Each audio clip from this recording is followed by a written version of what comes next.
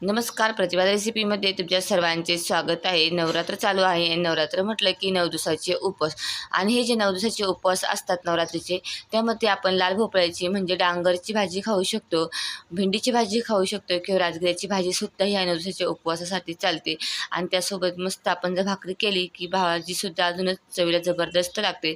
तर चला मस्त चमचमीत बनवूया भोपळ्याची भाजी. तर पाहू शकता आता हा मी लाल भोपळा घेतलेला आहे. तर याला आमच्याकडे डांगर म्हणतात, काही भागामध्ये याला काशीफळ म्हणतात. तर हे मधल्या बिया ज्या आहेत ना आपल्याला ते काढून घ्यायच्या आहेत आणि पाठची जी साल दिसते भोपळ्याची ही सुद्धा काढून घ्यायची आहे. आणि मग मी हे मधलं काढून घेते, पाठची सालसुद्धा काढून घेते आणि बारीक चिरून घेते. तर चला आज बनवूया मस्त झणझणीत अशी भोपळ्याची भाजी. तर हे बघा आता भोपळा पाहू शकता तर मी चिरून घेतलेला आहे, मधलं पण काढून टाकले, पाठी साल काढून मस्त बटाट्यासारखे बारीक कापून घेतलेलं आहे. आता भाजी करण्याच्या अगोदर याला आता मी एकदा धुवून घेते, कारण मी मार्केटमधून आणला होता, त्यामुळे मी धुवून घेणार. जर डायरेक्ट तुम्ही अख्खा भोपळा जर कापला तर धुवायची गरज नाही, पण शक्यतो भोपळा हा जे कापल्यानंतर स्वच्छ धुवून घ्यायचा आहे. मग आपण याची भाजी बनवून घेऊया. तर चला आता भाजी बनवून घेऊया.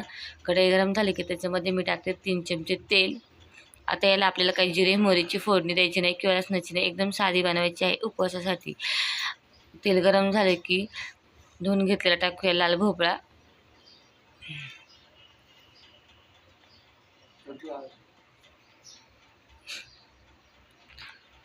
तर चला आता भोपळा टाकून झालेला आता हा मिक्स करून घेते.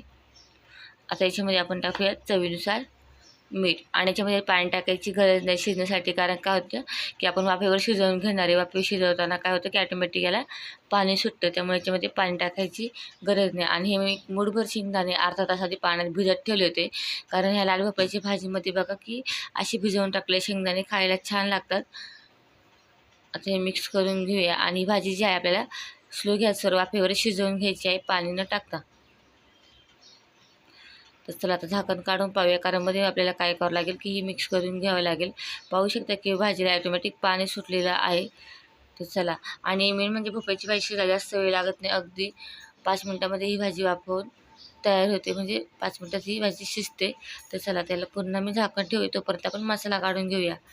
तर चला आता पाहू शकता आता मी घेतलेल्या शेंगदाणे आणि हिरवी मिरची वाटण्यासाठी. आता हे मी 5 हिरव्या मिरच्या आणि भाजलेले शेंगदाणे घेतलेले आहेत, त्याचं आपलं वाटण करून घ्यायचं आहे. तर वाटण करून घेताना थोडंसं पाणी टाकून पाहू शकतो मी जाडसर वाटण केलेलं आहे, एकदम बारीक नाही करायचं आणि जाडे नाही, असं जाडसर थोडंसं वाटण ठेवायचं, म्हणजे भाजी पण छान लागते. तर चला आता वाटण तयार आहे. आता पाहूया आपला भोपळा शिजला आहे की नाही.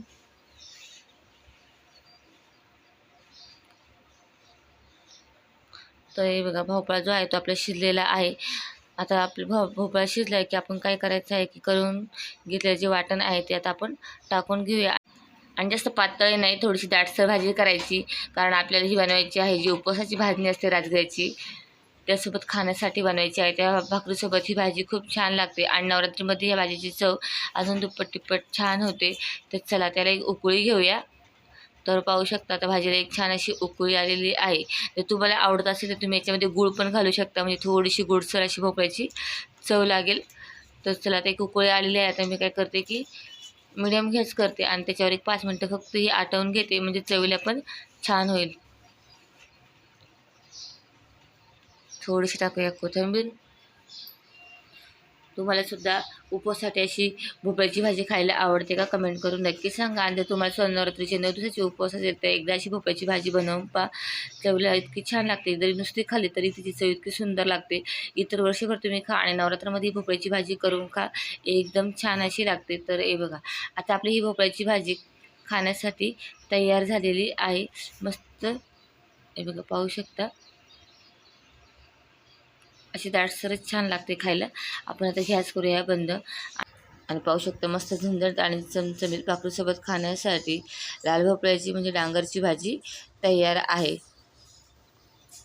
आणि आता भोपळ्याचे सीझन पण असतं, म्हणजे आता पाहू शकता की गावाकडे जर भोपळ्याची वेल लावतात ना तर त्याला भोपळासुद्धा आलेला असतो आणि त्याचे कच्चीच असतात, तर त्याची भाजीसुद्धा छान लागते. बरोबर नवरात्रीमध्ये भोपळे येतात आणि मग ही भाजी जी आहे उपवासासाठी चालते. त्याच्या आपण भेंडीची भाजीसुद्धा खाऊ शकतो. किंवा भोपळ्याची भाजीसुद्धा. आता भाजी तयार आहे, तर मी बनवलेली आहे वरई आणि साबुदाण्याची धिरडी. त्याच्यासोबत मी खाणार आहे. जर तुम्हाला सुद्धा अशी धिरडी बनवायची असेल तर याचा व्हिडिओ आपण अपलोड केलेला आहे. त्यासाठी तुम्ही अजून आपल्या चॅनलला सबस्क्राईब केलं नसेल तर पटकन जाऊन सबस्क्राईब करा आणि असेच नवनवीन व्हिडिओ पाहण्यासाठी व्हिडिओ लाईकही करा, शेअर करा. आणि लाल भोपळ्याची भाजी तुम्हाला देखील अशी खायला आवडेल का? कमेंट पण नक्की सांगा.